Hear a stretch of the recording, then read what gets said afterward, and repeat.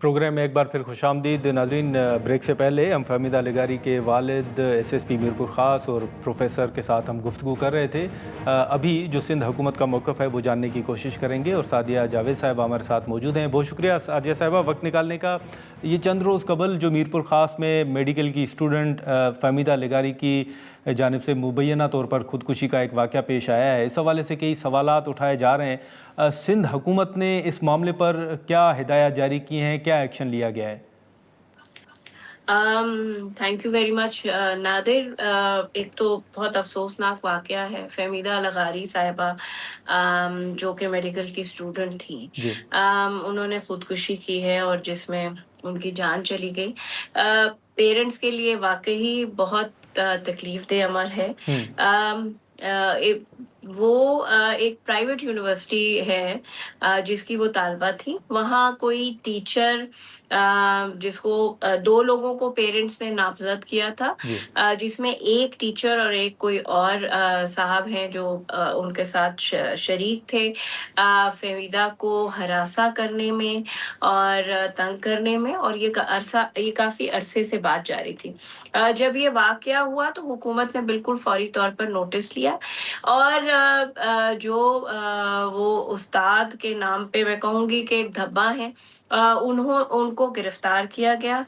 جب ان کی انویسٹیگیٹ کیا گیا تو پتہ چلا کہ وہ پرائمری اسکول کے ٹینڈولا یار میں سرکاری نوکری پر بھی ٹیچر ہیں.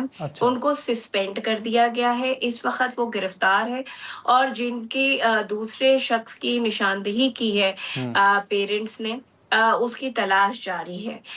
تو حکومت جو ہے وہ فالو اپ لے رہی ہے اور جو پاسبل کارروائی ہے وہ ہم کر رہے ہیں. اچھا, لیکن سعدیہ صاحبہ بالکل آپ کارروائی کر رہے ہیں, لیکن ہماری فہمیدہ صاحبہ کے والدین سے گفتگو ہو رہی تھی. وہ کہہ رہے تھے کہ انہوں نے ملٹیپل ٹائمز انہوں نے وزٹ بھی کی یونیورسٹی, انہوں نے کمپلینٹس بھی کی, لیکن کوئی ایکشن نہیں لیا گیا.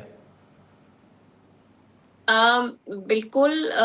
ان کے پیرنٹس سے میں نے بھی یہ بات سنی ہے کہ ان کے پیرنٹس نے یہ بتایا ہے کہ ہم اسکول یونیورسٹی کی جو انتظامیہ ہے اس کو رپورٹ کر چکے تھے. دیکھیں, ایک تو یہ پرائیویٹ ادارہ ہے. اچھا, یہ گورننس سے زیادہ یہ سوشل ایشو ہے اور اس طرح کے مختلف ادوار میں پاکستان میں معاملات رپورٹ ہوتے ہیں. اس پہ مجھے جو میری ذاتی رائے ہے, میں لاء منسٹر صاحب سے بھی اس پہ بات کروں گی کہ ہمیں کوئی میکینزم بنانا چاہیے. پہلے تو اس پہ ڈیبیٹ ہونی چاہیے, کوئی کمیٹی ہونی چاہیے جس میں اکیڈمیا سے لوگ, سول سوسائٹی سے, تمام پولیٹیکل پارٹی سے جو ہیں وہ اس میں لوگ شامل ہونے چاہیے. وہ کمیٹی اور اسٹوڈنٹس بھی شامل ہونے چاہیے. وہ کمیٹی ڈیسائیڈ کرے اور کوئی میکینزم بنایا جائے جس کے لیے اگر قانون بھی پاس کرنا پڑے تو وہ سندھ اسمبلی سے ہم پاس کریں گے, کیونکہ یہ پیرنٹس کے لیے بھی تکلیف دہ امر ہوتا ہے. اب وہ اسٹوڈنٹ تھی میڈیکل کی, ماں باپ نے خرچہ کر رہے ہوں گے, پرائیویٹ یونیورسٹی سے پڑھا رہے تھے اور ان کی بچی اچانک چلی گئی.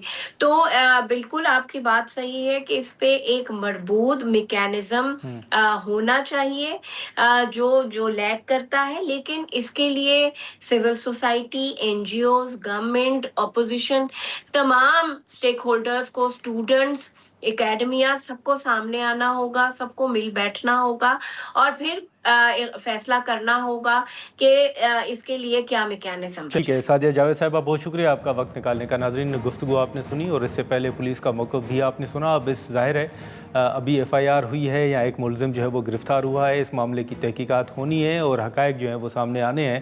اس حوالے سے ہم نے پولیس, والدین اور اسی کے ساتھ ساتھ یونیورسٹی انتظامیہ اور سندھ حکومت کا موقف بھی آپ کے سامنے رکھا. آج کے پروگرام میں اتنا ہی. اجازت دیجیے, اللہ حافظ.